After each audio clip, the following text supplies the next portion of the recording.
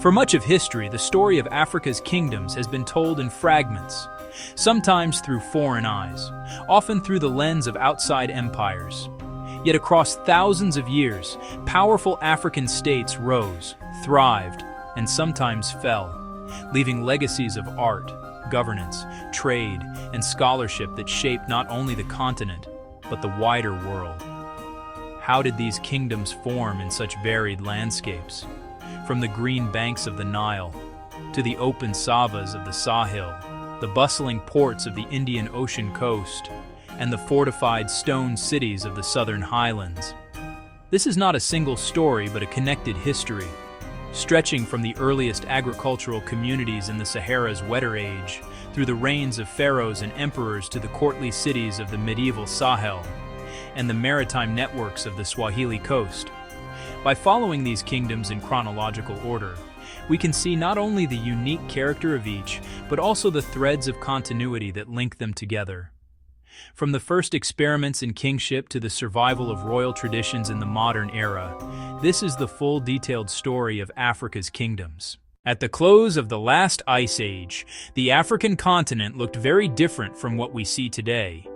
The Sahara, now the largest hot desert in the world, was then a land of lakes, rivers, and grasslands. In this fertile environment, human communities thrived as hunters, fishers, and gatherers, moving with the rhythms of the land. As the millennia passed, these communities began to experiment with new ways of life. They domesticated cattle, sheep, and goats, and cultivated plants in small gardens. Pottery fragments found in the central Sahara and along the Nile Valley show that by about 9,000 years before the Common Era, people were using clay vessels to store grain and water. This was a quiet revolution. The climate, however, was not fixed. By around 5,000 years before the Common Era, the Great Green Sahara was beginning to dry. This environmental change had profound consequences. Communities that had once roamed the open savas were forced to move toward more reliable sources of water. Many migrated east toward the Nile, while others settled along the Sahel. The Nile Valley was particularly attractive, fed by the seasonal floods. It provided fertile soils for crops such as barley, wheat, and flax. The annual flood demanded cooperation. Leadership roles began to emerge, not only for hunting or warfare, but also for managing resources and resolving disputes. One of the clearest early examples of this transition comes from the region of Nubia to the south of Egypt. Technology also played a role in shaping early state craft. By around 4,000 years before the Common Era, copperworking had begun. We must also consider the role of belief and shared culture in binding these communities together. With these foundations in place, we can now turn to the Nile Valley in the centuries that follow, where the idea of kingship itself would take on a new and enduring form. Before unification, Egypt was divided into two cultural and political zones. In the north, the Delta region, known as Lower Egypt. In the south, Upper Egypt. Archaeological finds from sites such as Hierakonpolis in Upper Egypt show increasingly complex societies with craft specialization, large-scale architecture, and evidence of social stratification. The decisive step came when a ruler remembered in later tradition as Narmer consolidated power over both Upper and Lower Egypt around the year 3100 before the Common Era. On one side, Narmer is shown wearing the white crown of Upper Egypt. On the other, he wears the red crown of Lower Egypt.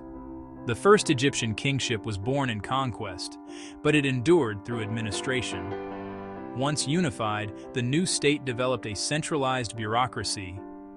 To record and transmit orders, scribes used an emerging writing system, hieroglyphs. The king was not merely a political ruler, he was the embodiment of divine order, the earthly representative of the god Horus.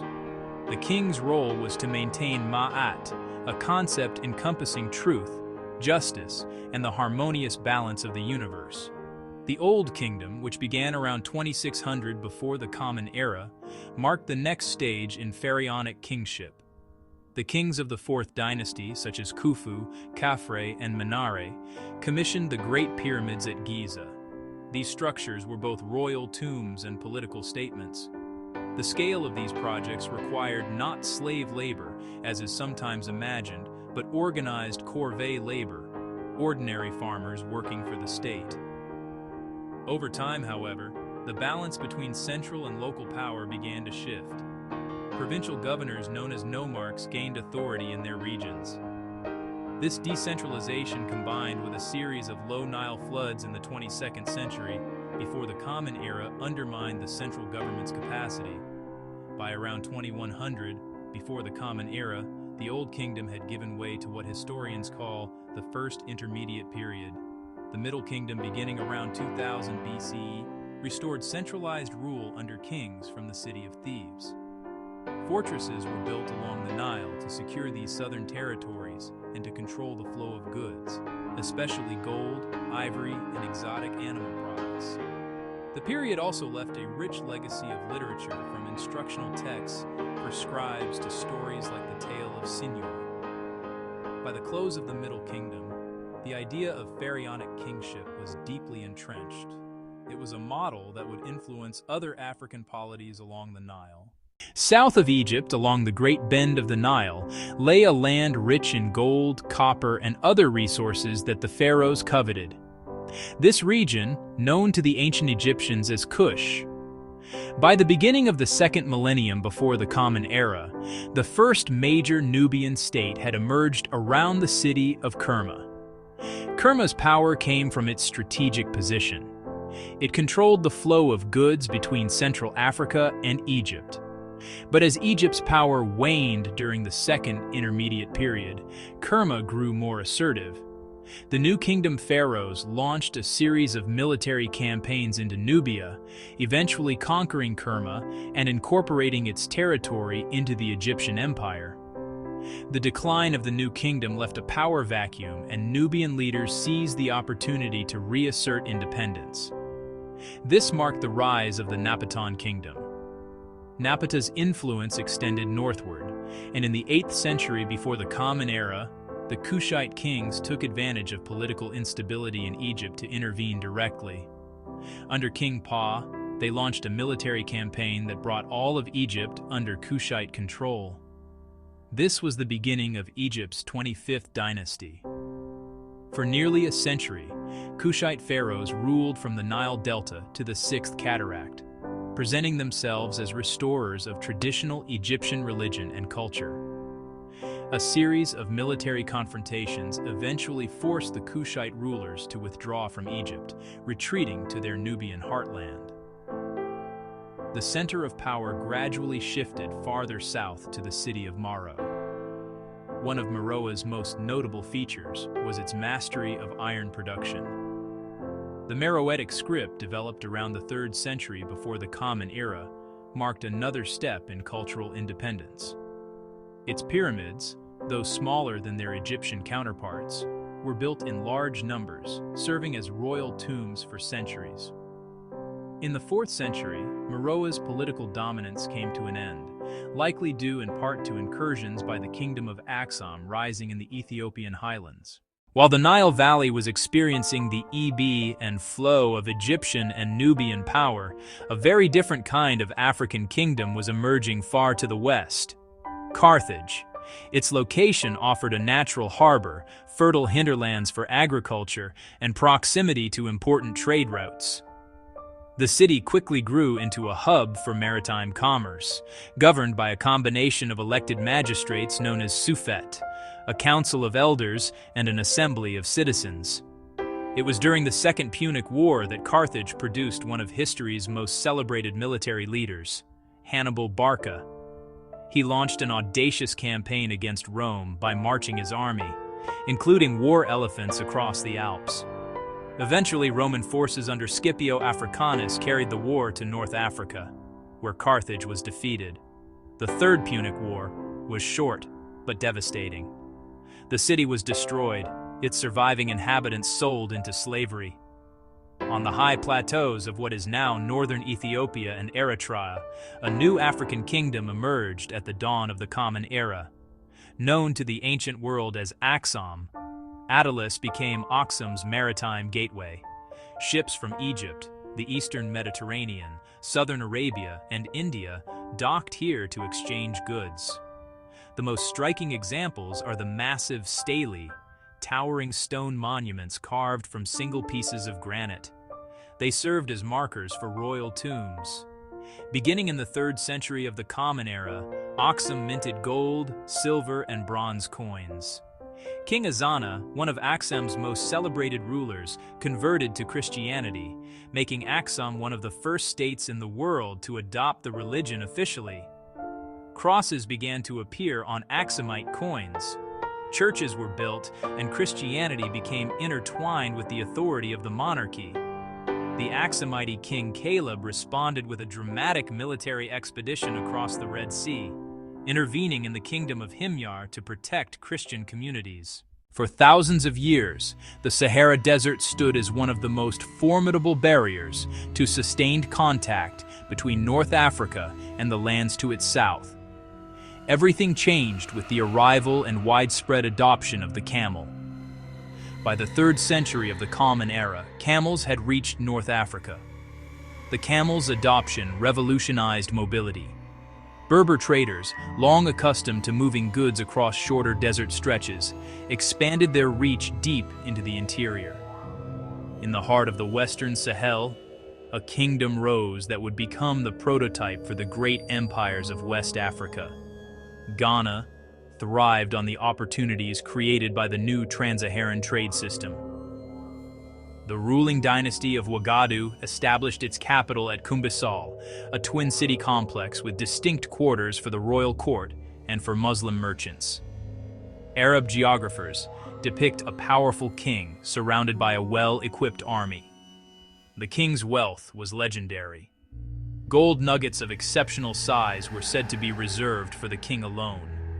When the Empire of Ghana fractured, one would stand out: the Mali Empire.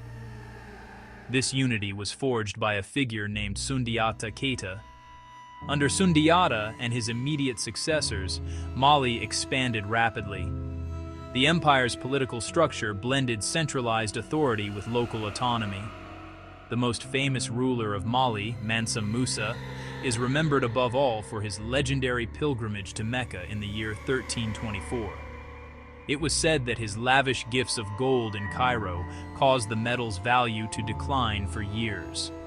Upon returning to Mali, he embarked on an ambitious program of construction. Timbuktu, in particular, emerged as a renowned seat of scholarship. In 1591, a Moroccan force under Judah Pasha crossed the Sahara. At the Battle of Tandabé near Gao, Shanghai's traditional cavalry charges were shattered by gunfire. The defeat was catastrophic. Gao, Timbuktu, and Jenne fell in quick succession. The era of large centralized Sahelian empires had come to an end. Along the eastern coast of Africa, a chain of prosperous city-states emerged, collectively known as the Swahili Coast, interconnected hubs of maritime trade. Among the Swahili city-states, Kilwa Kisiwani reached particular prominence. Its rulers commissioned ambitious building projects, including the Great Mosque of Kilwa and the Husuni Kuba Palace. The wealth generated by trade supported a sophisticated urban culture. Swahili society placed a high value on refinement in dress, language, and hospitality. Far inland from the Indian Ocean coast rose one of the most extraordinary centers of statecraft and architecture in African history. Known today as Great Zimbabwe, this settlement flourished between the 12th and 15th centuries, serving as the heart of a powerful kingdom that controlled key resources and trade routes. The king's authority rested on control of trade routes and the mediation of religious and ancestral rites. In the forest and savanna belt of West Africa, the Yoruba kingdoms, especially the city of Efe, developed into a thriving urban center, home to skilled artisans. Farther to the southeast, the kingdom of Benin developed. Its capital, Benin City, was a marvel of urban planning with an intricate system of earthworks, walls, and moats. The Benin bronzes, plaques, and sculptures depicting court life, battles, and religious rituals were created, using the lost wax technique, and adorned the palace walls. In the dense forests and river valleys of Central Africa, new political centers emerged. Among the most significant were the Kingdom of Congo. Aonso Wine, who reigned from 1506 to 1543, was one of the most remarkable rulers in African history. A devout Christian and a skilled statesman, he sought to integrate European learning into Congo's governance. One of the most formidable figures to emerge from this period was Queen Nzinga Mbande. Nzinga's leadership combined military skill with calculated use of religion and diplomacy.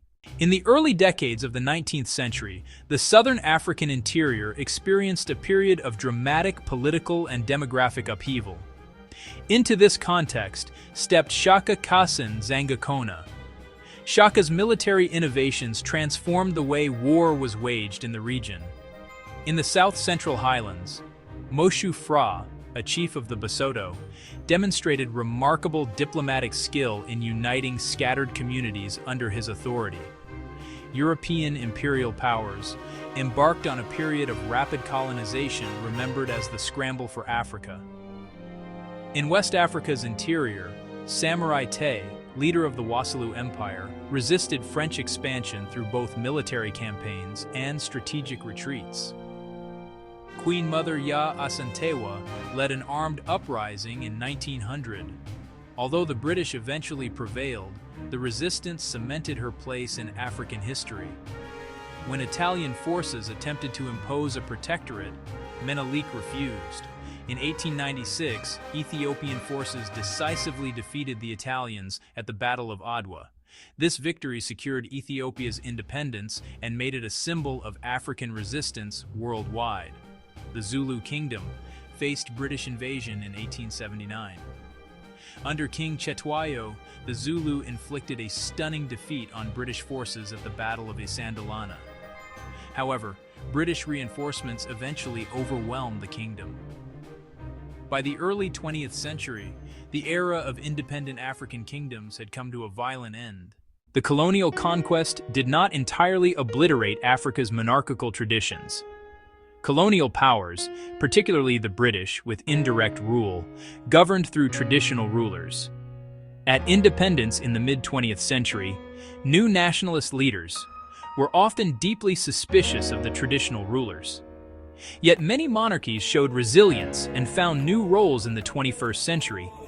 They command cultural authority and deep loyalty. The most immediate legacy is found in the identities of modern African nations. The name of Zimbabwe is taken directly from the Great Stone Citadel. This scholarship has restored a deep and complex past to the continent, providing a powerful counter-narrative to centuries of misrepresentation. The legacies of the kingdoms also resonate in the global African diaspora, from the rhythms of jazz and samba to the spiritual practices of candomblé and vodou. The institutions they built, whether in the form of cities, legal systems, artistic traditions, or enduring political ideas, remain part of Africa's living heritage. This concludes the journey through the continent's royal past. From the stone walls of Great Zimbabwe to the coral palaces of the Swahili coast, from the regiments of Shaka to the manuscripts of Timbuktu, Africa's kingdoms stand as evidence of the continent's long and complex history.